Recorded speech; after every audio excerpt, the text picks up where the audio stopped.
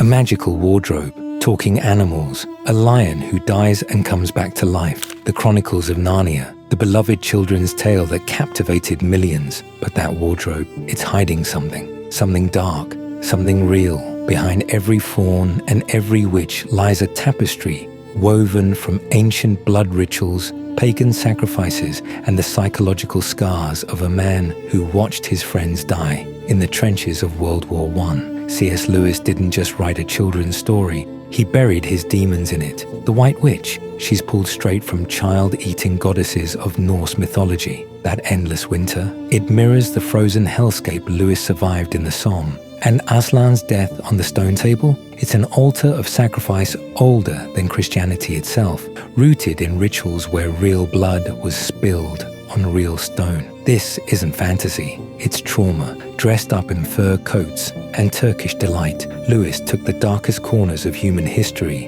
medieval witch trials, pagan death cults, the mechanized slaughter of modern warfare, and transformed them into bedtime stories. Every character you loved as a child carries the weight of something far more sinister. The wardrobe itself, based on a real one that belonged to Lewis's grandfather, a man who died when Lewis was young, leaving behind mysteries that haunted him for decades. Welcome to Buried Tales, where childhood magic dissolves to reveal the darkness that inspired it.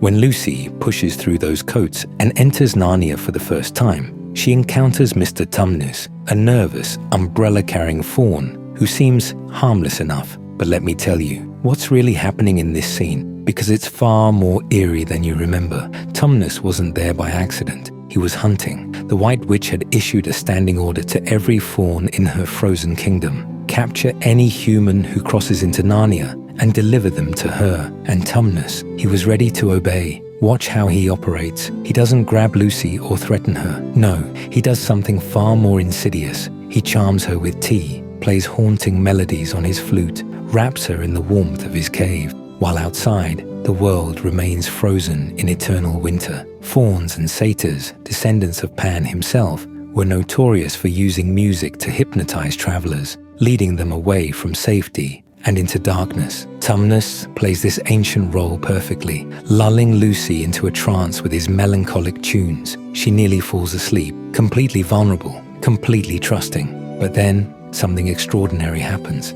Lucy's genuine kindness cracks something inside him. Her innocence becomes a mirror, showing him what he's become: a kidnapper, a betrayer, a servant of tyranny. In that moment, Tumnus makes a choice that will cost him everything. He confesses his betrayal and releases her. By the time Edmund stumbles into Narnia, Tumnus has vanished. His door hangs broken on its hinges, his cave ransacked, and a notice nailed to the ruins declares his crime: high treason against her imperial majesty. The faun who showed mercy has been dragged away to face the witch's justice, turned to stone, frozen forever as a warning to anyone else who might dare to choose compassion over fear.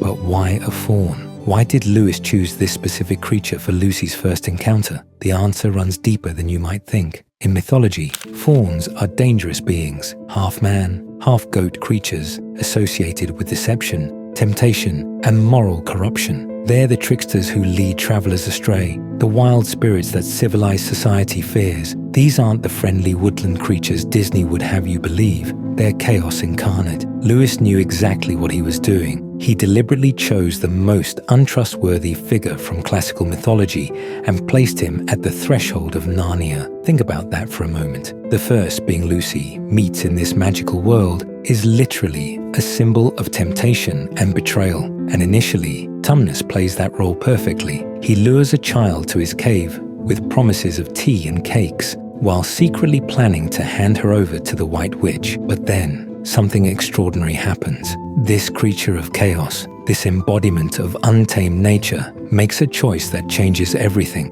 Tumnus chooses conscience over survival, kindness over fear. The faun, the one being you'd never trust with a child, becomes the first crack in the White Witch's frozen empire. This isn't just character development, it's Lewis showing us that redemption can come from the most unexpected places. If a faun can resist tyranny, If the trickster can become the protector, then no one in Narnia is beyond hope. Tumnus isn't just Lucy's friend, he's proof that even in a world frozen by fear, the warmth of one small act of courage can begin the thaw. The White Witch is a walking winter, a dictator dressed in fur who turned an entire kingdom into her personal frozen hell. In her Narnia, it's always winter, but never Christmas. Joy itself has become a crime, punishable by being turned to stone. She doesn't just rule through fear, she rules through the absence of hope. But here's what most people don't know. Jadis wasn't born from C.S. Lewis's imagination alone.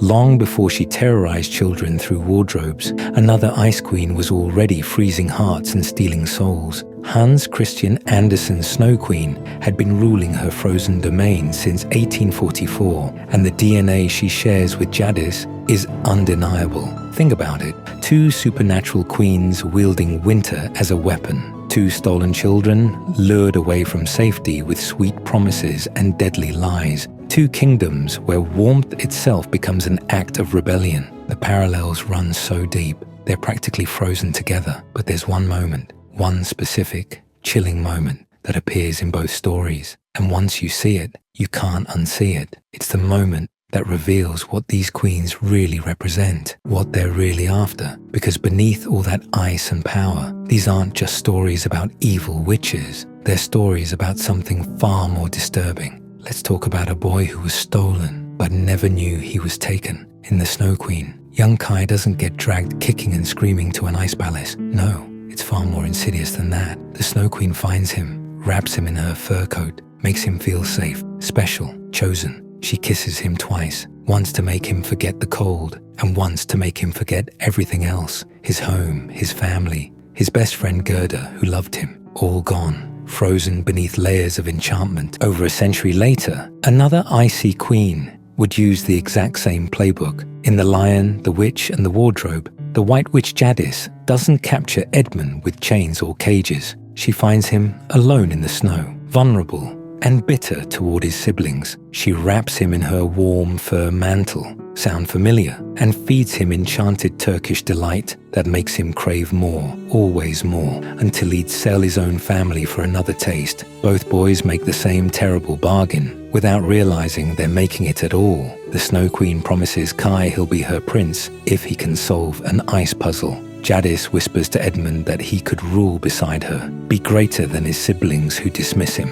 They don't threaten, they offer, they don't demand, they seduce. This is the blueprint for psychological manipulation in children's literature. Both queens understand something fundamental about human nature. Force creates resistance, but false kindness creates compliance. They use warmth as a weapon in frozen worlds, comfort as a cage. The children don't realize they're prisoners because the chains are made of promises and the locks are their own desires turned against them. A villain who forces you is frightening, but a villain who makes you choose your own destruction, that's the kind of evil that keeps you awake at night. There's something disturbing about the White Witch that most people miss. C.S. Lewis didn't just create another evil queen. He built something far more sinister. Jadis isn't merely a villain. She's a tyrant who bends reality itself, a false god demanding worship, a ruler who turns an entire world into her frozen kingdom of fear. But here's where it gets truly unsettling.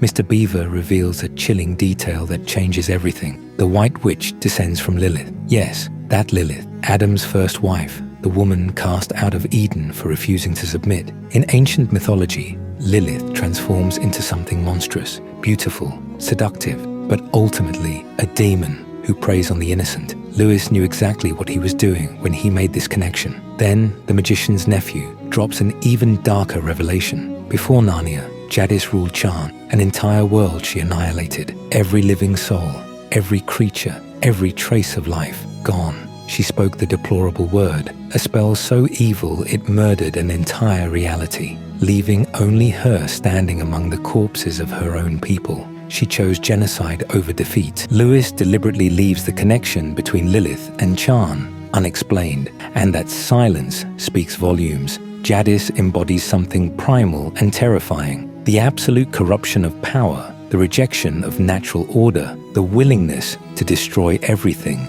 rather than surrender control. She's not just winter personified, she's the ancient chaos that threatens to consume everything good. Wrapped in beauty and crowned with ice, it's one of the most bizarre moments in the entire story. Right in the middle of this dark fantasy, Santa Claus rolls up in his sleigh, and he's not bringing toys or candy canes. He's bringing weapons of war, but Lewis knew exactly what he was doing. See, the White Witch has cursed Narnia with something worse than just cold weather. She's created a world where it's always winter, but never Christmas. Think about that for a moment. 100 years of ice and snow, but no celebration, no warmth, no hope. That's the cruelest kind of torture, endless suffering, without even the promise of relief. So when Santa Claus suddenly appears, it's not some cheerful holiday surprise, it's a declaration of war. His very presence means the witch's power is cracking. Her grip on Narnia is slipping. And what does he bring these children? Not teddy bears or chocolates. Peter receives a sword and shield, instruments of death. Susan gets a bow with arrows that never miss their mark,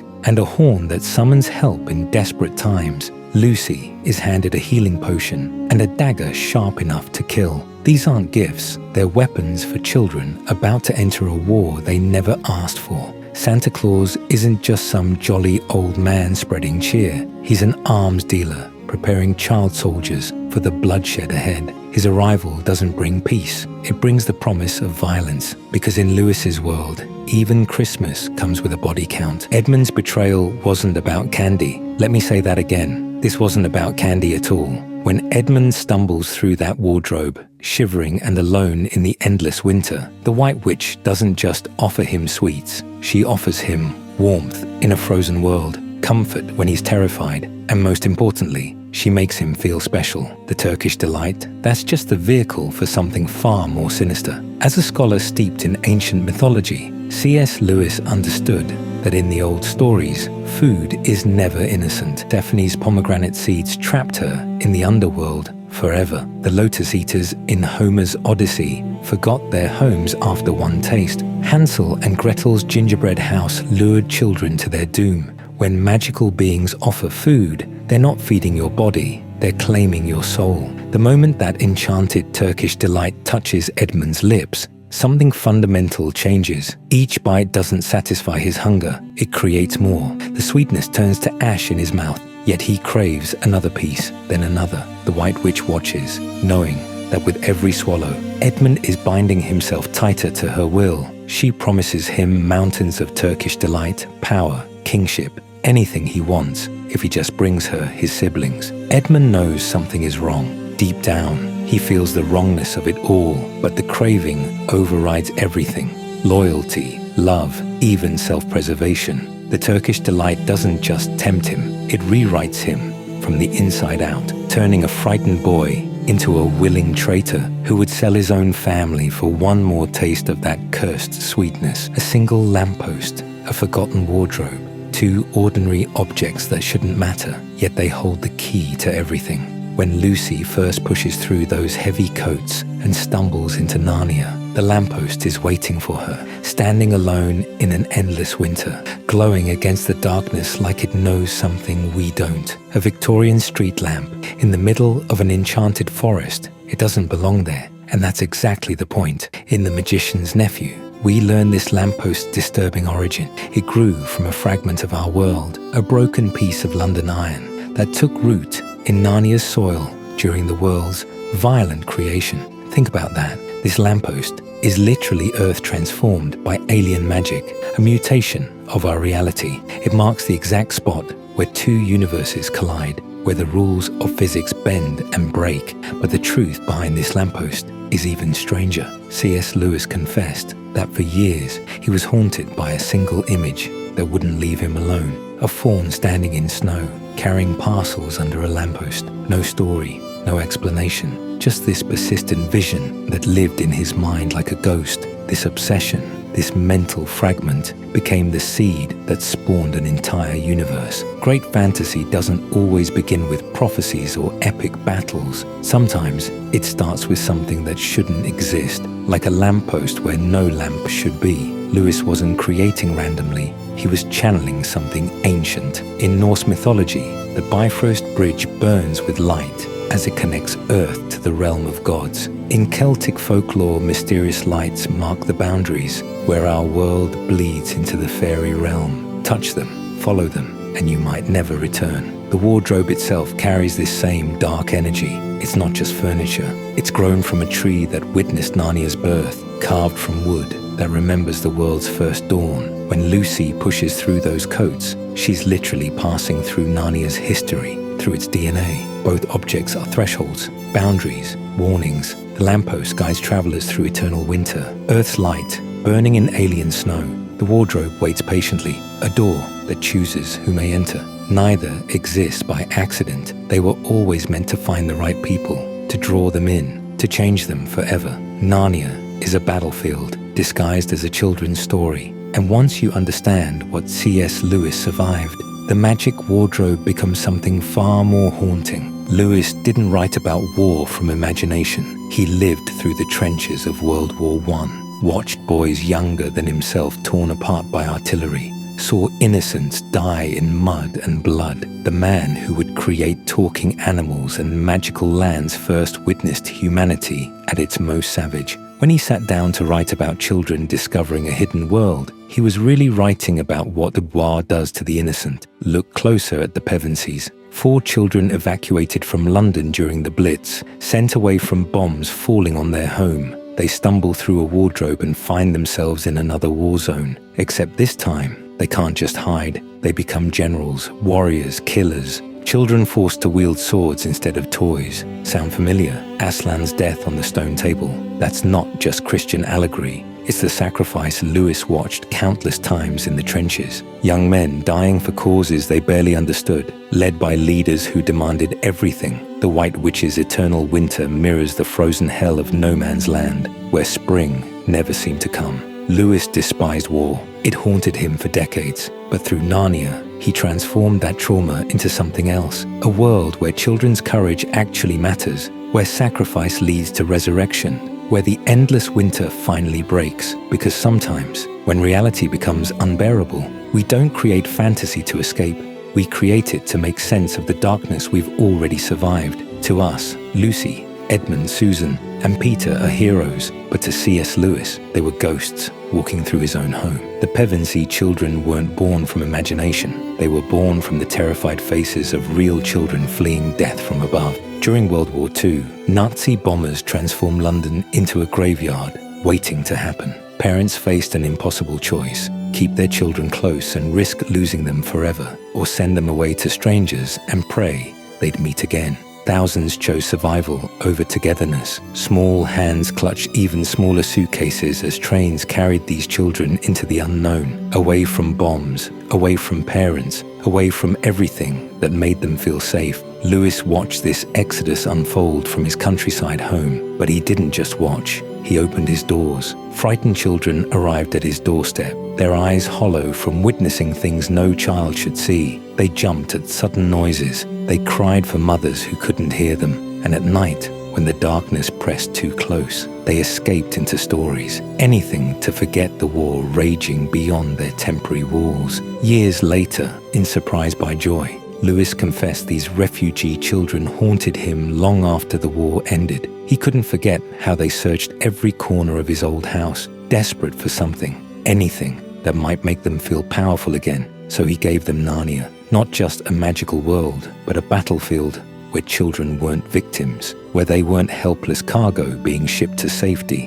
While adults decided their fate, the Pevensies stepped through that wardrobe and suddenly they matter. They have swords, they have choices, they have the power to defeat evil instead of hiding from it. For every child reading by candlelight during blackouts, for every evacuee sleeping in a stranger's bed, Narnia whispered a dangerous truth. Even when the world burns around you, even when adults fail you, you can still be the hero of your own story. After years of skepticism, C.S. Lewis underwent a transformation that would reshape literature forever. In his 30s, the hardened atheist converted to Christianity, influenced by his close friend J.R.R. Tolkien. Yes, the same Tolkien who created Middle-earth. This conversion wasn't just personal, It became the hidden engine driving his most beloved works. But here's what most people don't realize. Lewis didn't create Narnia as some simple religious allegory. He called it something far more intriguing, a supposal. He once explained,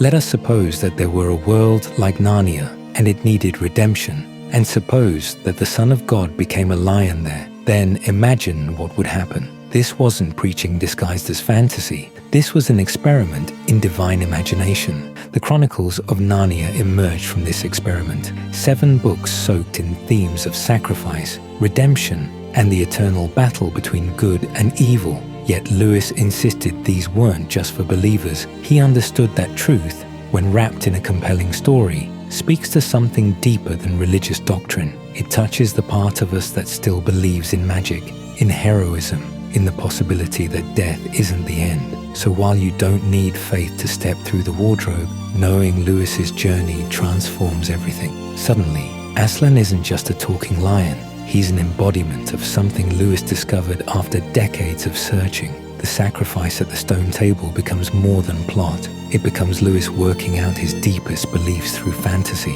creating a world where redemption isn't just possible, it's inevitable. Aslan isn't just a lion. He's the lion, the king, the creator, the ultimate hero of Narnia. But here's the real question that should haunt you. Why a lion? Of all the creatures C.S. Lewis could have chosen to represent the savior of Narnia, why not a mighty eagle, a wise old stag, or a towering, divine-looking human? Why a lion? The answer runs deeper than you might think. Lions have been sacred symbols for thousands of years. Strength, power, divine rule, and most importantly, sacrifice. The Bible literally calls Jesus the Lion of Judah, a symbol of power, justice, and sacrificial kingship. The Lamb who was slain, but also the Lion who conquers death itself. In Lewis's homeland of Britain, lions weren't just animals. They were the symbol of kings, representing rulers chosen by God himself. To the medieval mind that shaped Lewis's imagination, a lion wasn't just a king. It was the very essence of kingship. In Norse legends that Lewis studied extensively, powerful beasts die and are reborn, their spirits living on in new forms, just like Aslan's sacrifice and resurrection. When Aslan is sacrificed on the stone table, it becomes one of the most devastating moments in literary history. In Christianity, Jesus' death and resurrection didn't break God's law, but fulfilled it in ways his enemies never understood, just like Aslan's sacrifice fulfilled a deeper magic that the White Witch couldn't comprehend. Aslan's sacrifice isn't random or meaningless. The stone table represents an ancient, unyielding law carved into the very fabric of Narnia, just as the Old Testament law set clear, unbreakable rules for justice and atonement. Now, pay attention to what happens when Aslan returns to life. The stone table cracks in half with a deafening sound. The witch's deep magic is utterly shattered. This moment mirrors a pivotal shift in the Bible. Jesus' sacrifice didn't destroy God's law. It fulfilled it completely, replacing rigid justice with grace and redemption. In the same way, Aslan's death doesn't erase the deep magic. It reveals something far more powerful, a deeper magic of mercy, sacrifice, and ultimate victory over death itself. Before Aslan dies, the White Witch believes she has won everything. She thinks that the law, the deep magic written into Narnia's foundation, means that Aslan's death is final and irreversible. But what she doesn't know, what she could never understand, is there's an even deeper magic she never knew existed, a power older than the stone table itself, a force beyond sacrifice that leads to redemption and rebirth. The breaking of the stone table isn't just a dramatic moment for the sake of spectacle. It's the turning point of everything. Just as Jesus couldn't be bound by death, neither could Aslan. Aslan's sacrifice isn't just about saving Edmund from his betrayal. It's about the complete transformation of reality itself. A world once ruled by rigid laws and merciless judgment is now ruled by mercy, love, and redemption. And just like that, the Pevensies and all of Narnia have their hope restored, their world reborn. So now that you know Narnia was built from mythology, real history, and the trauma of World War, does it change how you see it? It's not just a story about a magical kingdom. It's a reflection of our world, disguised in snow and talking animals. That's the secret to Narnia's enduring power. Every time we step through the wardrobe, we're not escaping reality. We're confronting it through a different lens. The harsh truths of war, faith, and sacrifice hide beneath layers of wonder and enchantment. Lewis gave us a space to wrestle with fear, courage, and destiny in a world where transformation feels possible. He offered hope that even in the longest, darkest winters, spring will inevitably return. That's why Narnia persists in our collective consciousness. That's why generation after generation keeps opening that wardrobe door. Because each journey through isn't an escape from reality, it's a revelation of deeper truths we couldn't face directly. Narnia becomes a mirror, and what you see reflected there depends entirely on what you bring with you when you cross the threshold. If you've made it this far and enjoyed uncovering these hidden layers, don't forget to leave a like. It really helps spread the word about the channel, and subscribe to be part of our growing community here at Buried Tales. Which Narnia character speaks to something deep within you? And if you could ask C.S. Lewis one question about the world he created, what would it be? Share your thoughts in the comments below. In a world that often feels as frozen and hopeless as Narnia, under the White Witch's spell, perhaps we all need to remember that somewhere a wardrobe door stands open, waiting. Behind it lies not just an escape, but a truth we've been avoiding. After all, the darkest tales are always buried